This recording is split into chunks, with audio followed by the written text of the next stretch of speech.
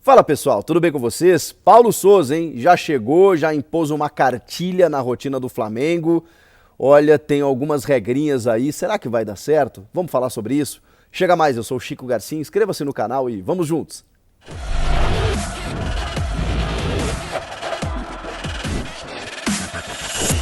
Há mais um português entre nós, há mais um gajo, é o Paulo Souza, que já chegou no Flamengo, de um jeito muito simpático, né? Eu tô gostando desse cara, ele posta foto com aquele avental de chefe cozinhando, com seus cachorros na lareira.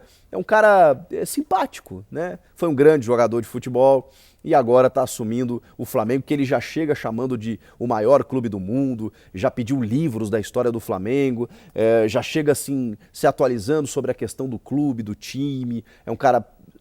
Os portugueses, eles são diferenciados mesmo, né? Quando a gente faz esse debate, muita gente não entende por que os portugueses têm essa representatividade aqui no futebol brasileiro. Tá explicado, são essas coisas que explicam. Elas não explicam tudo, mas elas explicam algumas coisas. O fato do cara ser muito profissional em algumas situações. E, por conta disso, ele chegou, falou sobre várias situações e já revelou uma cartilha nesse período de pré-temporada. A gente ainda precisa saber se isso vai ser uma rotina constante nos treinos ou se realmente são medidas para esse começo de trabalho. E aí você tem algumas questões que algumas eram adotadas ainda na época do Jorge Jesus, que ao longo do tempo foram se perdendo, e outras que realmente o Renato Gaúcho não adotava, enfim, os técnicos brasileiros não têm esse hábito. Nós temos uma cultura diferente. E quer dizer que a gente não possa se adaptar? Não, pelo contrário. Realmente em algumas situações é mais difícil, e eu vou falar sobre elas. Vamos lá, começando pelos treinos 8 da manhã. Os treinos 8 da manhã...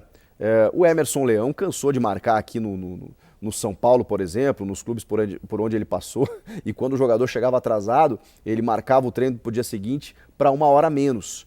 Então, muitas vezes, quando o cara se atrasava, esse cara era cobrado pelo elenco inteiro, porque no dia seguinte o treino das 8 passava para 7, das 7 passava para 6, o Leão fazia isso. Não é nenhuma novidade, mas é uma forma de você...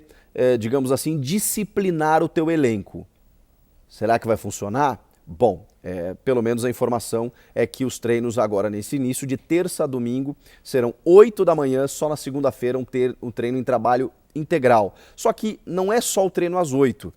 Os jogadores são obrigados a tomar café da manhã no CT antes do treinamento.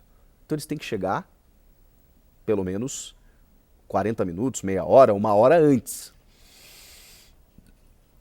Para que eles cheguem 7 ou 7 e pouco no CT, a gente está falando do Ninho do Urubu. O Ninho do Urubu fica, digamos, pelo menos para quem mora na Barra da Tijuca, e a maioria dos jogadores mora na Barra, uns 40 minutos. Você pega um contrafluxo e tudo mais, mas você tem que sair de casa umas 6h30 no máximo. Você tem que acordar cedo. Jogador de futebol não gosta muito de acordar cedo, mas, enfim, é o que temos para hoje. Então o cara já tem que mudar um pouco a sua rotina. Mas isso até não chamou tanta atenção. E aí vem as refeições, né? Ele está solicitando que quando o treino for de manhã, por exemplo, além do café, que o jogador almoce no CT. E aí tem uma explicação fisiológica, né, gente? Nesse período, especialmente, em que a carga física ela é maior, você tem já trabalhos com bola desde o início e tudo mais, mas é óbvio que começando a temporada, você está fazendo uma carga de treinamento que pode sustentar o teu trabalho para o restante do ano. Não tem tempo de treinar ou muitas vezes de cuidar da parte física, porque o calendário não permite. Então você faz um fortalecimento nesse momento com uma carga um pouco mais intensa. E aí você precisa de reposição. Você precisa de uma alimentação muito mais controlada. Então é por conta disso que ele está determinando que os jogadores almocem também no CT. E aí tem uma determinação também que chamou a atenção, é que depois dos jogos, e aí vejam só que isso não se estende apenas à pré-temporada, né? já avança um pouquinho no calendário, depois dos jogos, os jogadores têm que jantar no estádio. O Paulo Souza está solicitando uma estrutura de refeição para que os jogadores jantem no estádio após as partidas, no Maracanã. Isso não é uma prática tão incomum. E eu não vou nem citar aqui, ou vou citar, mas eu não vou nem falar apenas dele, né, do Pepe Guardiola, que fazia isso no Bayern de Munique, para cuidar exatamente da alimentação dos atletas, evitar lesões e ter essa alimentação controlada depois de uma partida de futebol em que você tem uma carga muito intensa, né, uma queima muito grande de calorias, então imediatamente você já tem essa alimentação e no caso do Flamengo e no caso do Guardiola, você permite que as famílias também tenham acesso, então você libera as famílias para esse jantar pós-jogo. Tudo isso, ok, está dentro de uma explicação fisiológica. Agora, será que o jogador que já concentrou, que já jogou, que já foi para o vestiário, que já está nessa carga, inclusive emocional, muito intensa, ele vai querer levar a família para esse ambiente ainda ou ele vai querer ir para casa? Então, tudo isso tem que ser bem conversado e bem avaliado. Como eu falei que eu não ia falar só do Guardiola, o São Paulo eu lembro que era um dos clubes, eu não sei se outros faziam, mas como a gente cobre os clubes de São Paulo aqui, eu lembro de quando a gente ainda tinha acesso, de ficar na zona mista 1 hora esperando os jogadores saírem do vestiário, porque a informação que vinha é que eles estavam jantando. Então havia essa determinação de depois dos jogos, os jogadores jantarem no Morumbi. E aí muitos deles saíam comendo uma fruta, com um sanduíche na mão, alguma coisa assim e tudo mais. Alguns ficavam menos tempo, outros mais, enfim. Mas nesse caso a família terá o acesso ao estádio. E aí tem essa questão de relação, né, de convivência, de concentração, de privar um pouco, né, a família, enfim, de não estar em casa, no seu ambiente, enfim, o cara que não tem família, que muitas vezes é o mais jovem, que é solteiro e tal, e aí ele faz o quê? Ele come em 5 minutos e vai embora? Todo trabalho, gente, é que o futebol ele ganha uma proporção maior, né? Mas todo trabalho tem as suas regras de convivência, as suas determinações, os seus compromissos e tudo mais. O Paulo Souza só está tentando organizar a coisa, para não deixar a coisa muito solta, que foi um problema que o Flamengo teve ano passado. Eu não vejo tanto problema nisso. Eu acho que o que poderia ser feito, e aí é uma opinião bem pessoal, não uma determinação, mas uma negociação. E aí eu não estou nem aqui dando muito valor para jogador, nada disso. Mas eu acho que nesses casos, nessas situações, você podia chamar os líderes do elenco, conversar, a gente está pensando em fazer isso, o que vocês acham? O cara levar a situação para o elenco e tal, conversar, o homem quer segurar a gente aí depois do jogo da janta, o que vocês acham e tudo mais? Pô, eu não concordo, tá, faz uma votação. A gente fica, mas quem sabe a gente concentra um dia a menos e tal, vamos ter responsabilidade, cada um cuida de si, aquela coisa toda. Enfim, negociação para que não seja algo tão arbitrário. E aí tem outras questões até mais técnicas, né, como demarcações no campo, a presença do telão no Ninho do Urubu, que eu achei fantástico, achei legal, pô, negócio bacana, moderno, o Mourinho usa na Roma, você fazer apontamentos táticos ali enquanto o time está treinando já, quanto mais, porque hoje a gente já tem analista de desempenho, a gente já tem os caras que gravam vídeos, que mostram para os jogadores as jogadas e tal, você fez isso, você não sei o quê. Qual o problema de ter um telão? Tem gente que problematiza isso. O que é melhoria eu não problematizo, tá?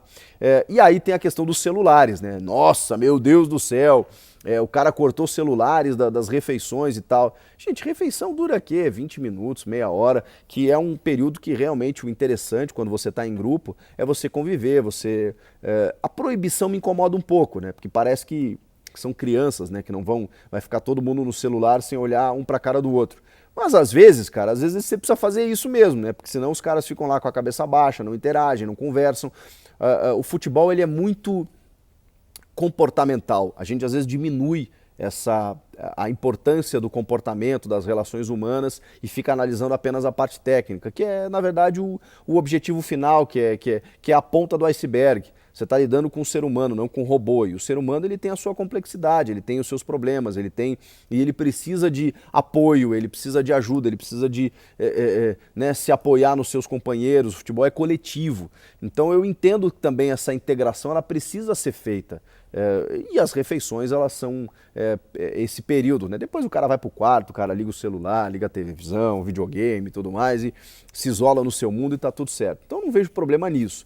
Só que diante de tudo isso, que eu não vejo problema, que tá tudo certo e tal, porque eu achei o Paulo Souza um cara muito bacana, um cara que explica muito bem, fala muito bem, né? Os portugueses têm essa habilidade de comunicação também. Diante de tudo isso, não tem como eu não lembrar do Thiago Nunes, que chegou no Corinthians e também impôs uma cartilha. e também impôs a restrição de celular nas refeições, também impôs algumas regras. Já chegou liberando aí o Ralf e o Jadson, que não foi uma decisão só dele, né, mas acabou caindo nas costas dele essa decisão. O elenco já torceu o nariz, aí tiveram essas medidas restritivas, aí não sei o quê, aí aqui, ali e tal. Quando o grupo não compra a ideia do técnico, não importa o que o cara determinar, o elenco não vai gostar.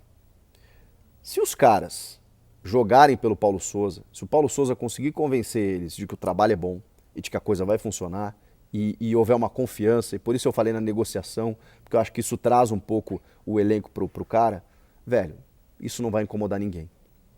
Porque na Europa, muitos desses jogadores vão para lá, e aí os caras entram na linha. Ah não, mas aqui tem que respeitar. Por que aqui no Brasil não? Por que aqui a coisa é mais solta?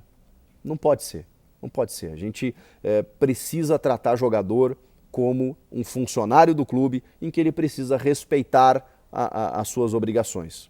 E existe uma hierarquia, em que o técnico é o líder desse vestiário e o líder desse elenco. Não só nas questões táticas, não só nas questões técnicas, mas também nas questões de comportamento e gerenciamento de grupo. Isso o treinador precisa fazer. Mas é uma linha muito tênue. Se ele não tiver a confiança do grupo, qualquer dessas medidas será motivo para uma rejeição ali na frente. E também o resultado. Se o time estiver ganhando, gente, agora o Flamengo tem uma pressão enorme. Se os resultados não vierem, pode ter certeza que a cartilha, o celular, não sei o quê, tudo isso vem à tona. Vai ser divertido acompanhar essa temporada. O que vocês acharam dessas medidas todas do Paulo Sousa? Comenta aqui, inscreva-se no canal, eu volto na próxima. Tchau!